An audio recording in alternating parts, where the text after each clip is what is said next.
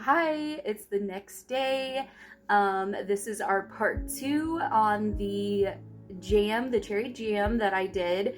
I did a video yesterday of jam that didn't set. So it was still very runny, not like water. It had a slight gel to it, but not what you would call like jam or jelly or anything like that. Maybe syrup texture was about all we got out of that.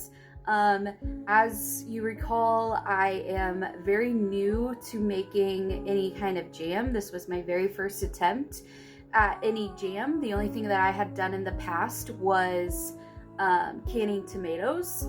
So it was very much a learning curve for me, a learning experience, and I am so happy to announce that my jam set, there is no running liquid in there whatsoever. It is a beautiful jam. I got 6 half pints of beautiful cherry jam that sealed perfectly. So excited for that.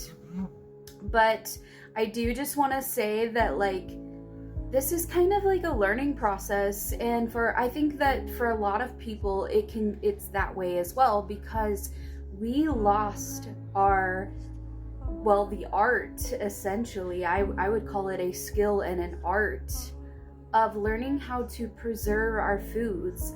It is something that in the past generations, that they would pass down to their families. You know, you would have grandmothers and mothers teaching their children how to can in their kitchens at home. And that's just something that we don't see anymore. We don't have that skill being passed down through generations anymore like we had in the past. And it's kind of a scary thought. We have grocery stores just so close together now that it doesn't require much of a drive to get to a grocery store and to just go buy this jam at the store. But can I tell you just how satisfying and accomplishing it is to make your own? Not only that, is there's not a bunch of weird ingredients in this. It's literally just sugar, fruit, and pectin. That's it. So I am so excited about this, learning how to do this. I have peach jam that I want to do next because I have a bunch of peaches in the freezer. Excuse me. And then we're going to move on to salsas after that. Mind you, this isn't something that I can do just all the time. So that's why I do put the things in my freezer. I have a bunch of tomatoes in my freezer.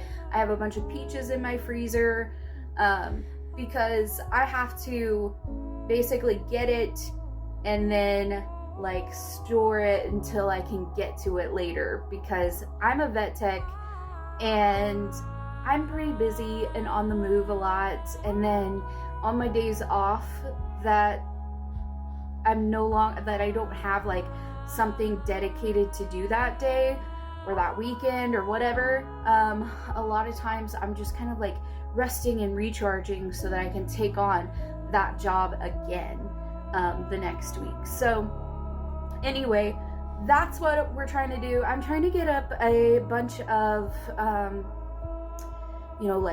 jams and salsas and stuff like that so that I can gift them to my family for Christmas. And so I'm trying to kind of work on that now before it becomes crunch time, especially with things like canned preserves and stuff. I can do that in the summertime and gift it in December at Christmas time, and it will keep that entire time very well, and then continue to have storage life after they get that for Christmas. So anyway, that's all. I just wanted to give you guys an update of how that went and that was successful. So yeah, make sure that you are adding enough pectin in there, or if you're not, that you're cooking it long enough and for a high enough temp that sugar and that fruit does the gelling process for you.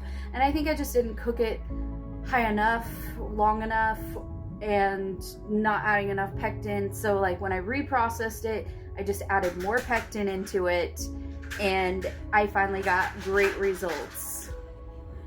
I'm gonna go let the dog in. I'll see you guys on the next video.